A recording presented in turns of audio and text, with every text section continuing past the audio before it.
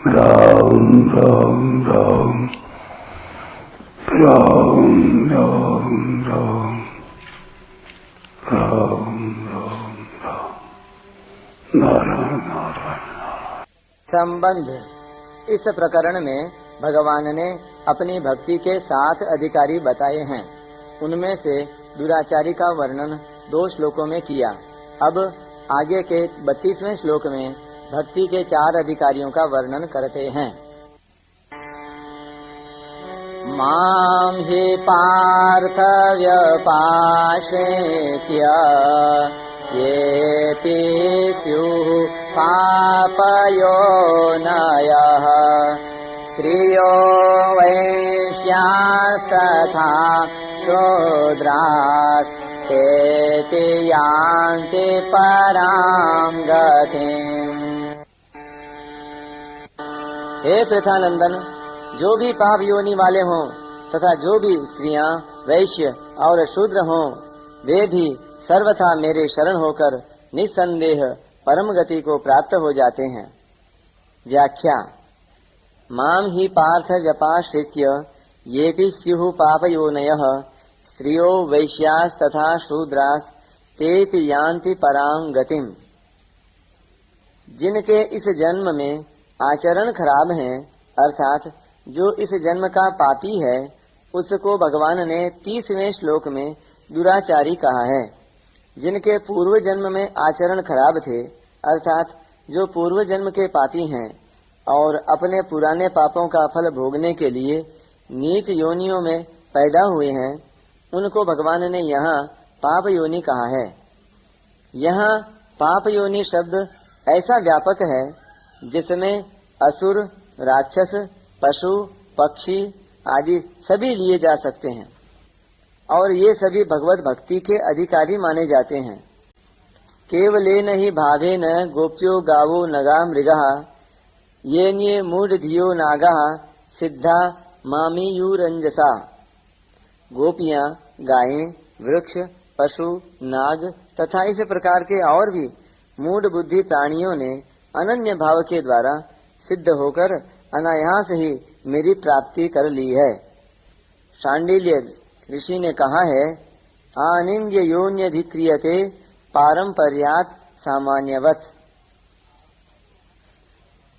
अर्थात जैसे दया, क्षमा, उदारता आदि सामान्य धर्मों के मात्र मनुष्य अधिकारी हैं, ऐसे ही भगवत भक्ति के नीची से नीची योनि से लेकर ऊंची से ऊंची योनि तक के सब प्राणी अधिकारी हैं।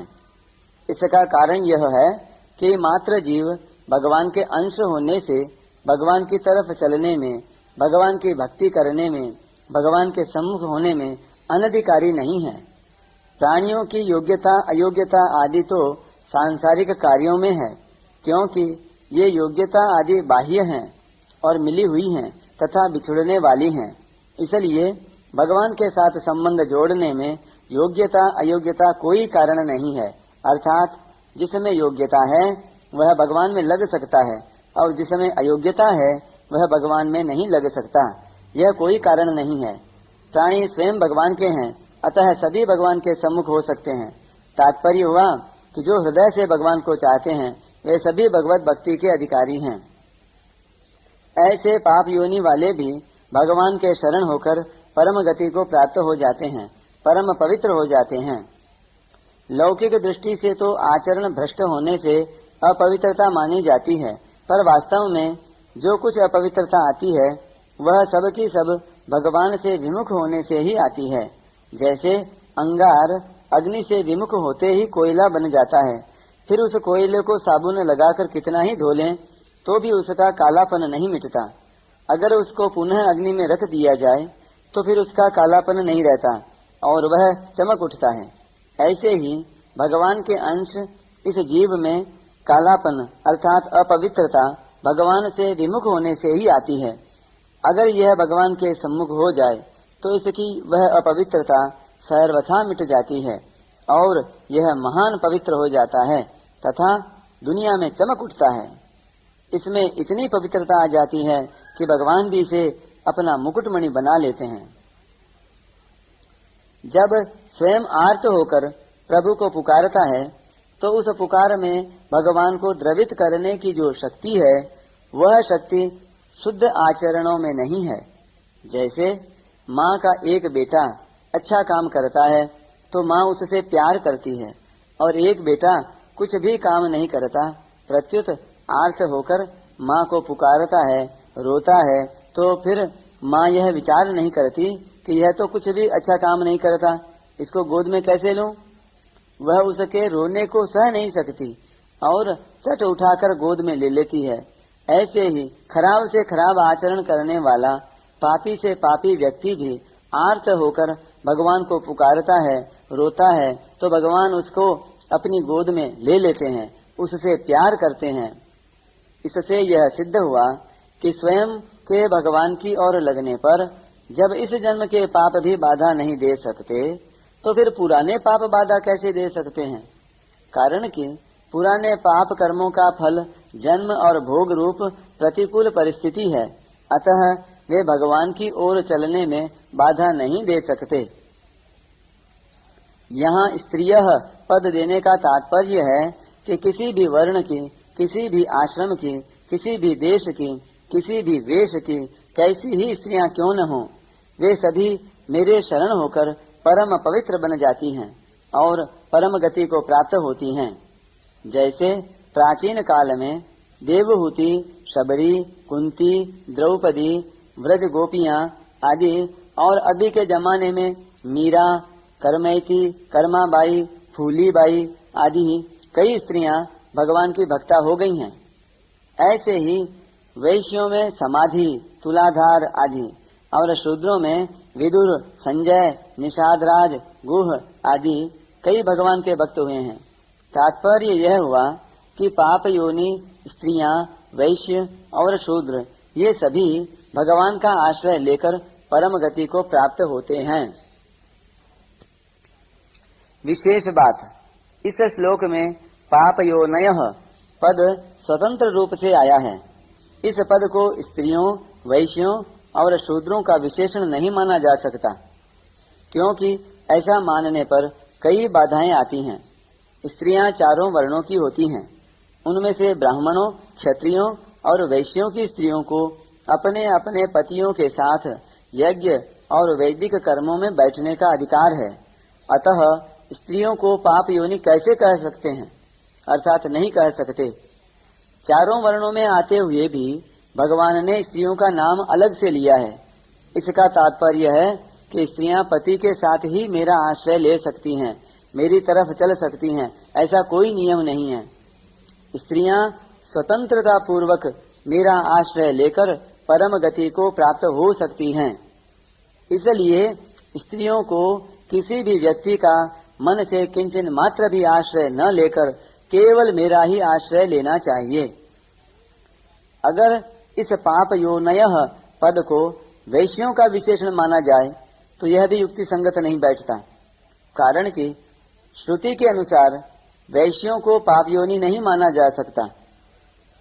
तद्य इह रमणीय चरणा अभ्यासो ह यत्ते रमणीयाम योनिमापद्येरन् ब्राह्मण योनिम वा क्षत्रिय योनिम वा वैश्य योनिम वाथ यह इह कपूय चरणा अभ्यासो ह यत्ते कपूयाम योनिमापद्येरन् स्वयोनिम वा सूकर योनिम वा चांडाल योनिम वा। अर्थात जो अच्छे आचरणों वाले हैं उनका जन्म तो ब्राह्मण, क्षत्रिय और वैश्यों में होता है, परंतु जो नीच आचरणों वाले हैं वे कुत्ते, सूकर तथा चांडाल योनि में जन्म लेते हैं। वैश्यों को तो वेदों के पढ़ने का और यज्ञ आदि वैदिक कर्मों के करने का पूरा अधिकार दिया गया है। अगर इस पाप योनयः पद को शूद्रों का विशेषण माना जाए तो यह भी युक्ति संगत नहीं बैठता, क्योंकि शूद्र तो चारों वर्णों में आ जाते हैं। अतः चारों वर्णों के अतिरिक्त अर्थात शूद्रों की अपेक्षा भी जो हीन जाति वाले यवन, हूण, खस आदि मनुष्य हैं उन्हीं को पाप योनयः पद के अंतर्गत लेना चाहिए। जैसे माँ की गोद में जाने के लिए किसी भी बच्चे के लिए मनाही नहीं है, क्योंकि वे बच्चे माँ के ही हैं। ऐसे ही भगवान का अंश होने से प्राणी मात्र के लिए भगवान की तरफ चलने में भगवान की ओर से कोई मनाही नहीं है। पशु, पक्षी, वृक्ष, लता आदि में भगवान की तरफ चलने की समझ योग्यता नहीं है। फिर भी पूर्व जन्म के संस्कार से या अन्य किसी कारण से वे भगवान के सम्मुख हो सकते हैं। अतः यहाँ पाप योनयः पद में पशु, पक्षी आदि को भी अपवाद रूप से ले सकते हैं। पशु पक्षियों में गजेंद्र, जटायु आदि भगवत भक्त हो चुके हैं। मार्मिक बात, भगवान की तरफ चलने में भाव की प्रधानता होती है, जन्म की नहीं। जिसके अंतःकरण में जन्म की प्रधानता होती है उसमें भाव की प्रधानता नहीं होती और उसमें भगवान की भक्ति भी पैदा नहीं होती। कारण कि जन्म की प्रधानता मानने वाले के अहम में शरीर का संबंध मुख्य रहता है, जो भगवान में नहीं लगने देता। अर्थात शरीर भगवान का भक्त नहीं होता और भक्त शरीर नहीं होता, प्रत्युत स्वयं भक्त होता है। ऐसे ही जीव ब्रह्म को प्राप्त नहीं हो सकता, किंतु ब्रह्म ही ब्रह्म को प्राप्त होता है। अर्थात ब्रह्म में जीव भाव नहीं होता और जीव भाव में ब्रह्म भाव नहीं होता। जीव तो प्राणों को लेकर ही है और ब्रह्म में प्राण नहीं होते, इसलिए ब्रह्म ही ब्रह्म को प्राप्त होता है। अर्थात जीव भाव मिटकर ही ब्रह्म को प्राप्त होता है। ब्रह्मैव सन ब्रह्माप्येति। स्वयं में शरीर का अभिमान नहीं होता। जहाँ स्वयं में शरीर का अभिमान होता है वहाँ मैं शरीर से अलग हूँ यह विवेक नहीं होता। प्रत्युत वह हाड़ मांस का मलमूत्र पैदा करने वाली मशीन का ही दास बना रहता है, अर्थात गुलाम बना रहता है। यही अविवेक है, अज्ञान है। इस तरह अविवेक की प्रधानता होने से मनुष्य न तो भक्ति मार्ग में चल सकता है और न ज्ञान मार्ग में ही चल सकता है। अतः शरीर को लेकर जो व्यवहार है वह लौकिक मर्यादा के लिए बहुत आवश्यक है और उस मर्यादा के अनुसार चलना ही चाहिए, परंतु भगवान की तरफ चलने में स्वयं की मुख्यता है, शरीर की नहीं। तात्पर्य यह हुआ कि जो भक्ति या मुक्ति चाहता है वह स्वयं होता है, शरीर नहीं। यद्यपि तादात्म्य के कारण स्वयं शरीर धारण करता रहता है, परंतु स्वयं कभी भी शरीर नहीं हो सकता और शरीर कभी भी स्वयं नहीं हो सकता। स्वयं स्वयं ही है और शरीर शरीर ही है। स्वयं की परमात्मा के साथ एकता है और शरीर की संसार के साथ एकता है।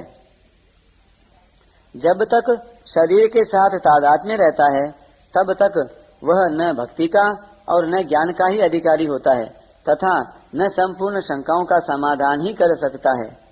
वह शरीर का तादात्म्य मिटता है भाव से। मनुष्य का जब भगवान की तरफ भाव होता है तब शरीर आदि की तरफ उसकी वृत्ति ही नहीं जाती। वह तो केवल भगवान में ही तल्लीन हो जाता है, जिससे शरीर का तादात्म्य मिट जाता है। इसलिए उसको विवेक विचार नहीं करना पड़ता और उसमें वर्ण आश्रम आदि की किसी प्रकार की शंका पैदा ही नहीं होती। ऐसे ही विवेक से भी तादात्म्य मिटता है। तादात्म्य मिटने पर उसमें किसी भी वर्ण या आश्रम का अभिमान नहीं होता, कारण कि स्वयं में वर्ण आश्रम नहीं है, वह वर्ण आश्रम से अतीत है। परिशिष्ट भाव, जिसमें दूसरे का आश्रय नहीं है, ऐसे अनन्य आश्रय को यहाँ व्यपाश्रय अर्थात विशेष आश्रय कहा गया है। पूर्व जन्म के पापी की अपेक्षा वर्तमान का पापी विशेष दोषी होता है, इसलिए पहले वर्तमान इस जन्म के पापी की बात कहकर अब इस श्लोक में पूर्व जन्म के पापी की बात कहते हैं। ये पी स्युः पापयोनयः।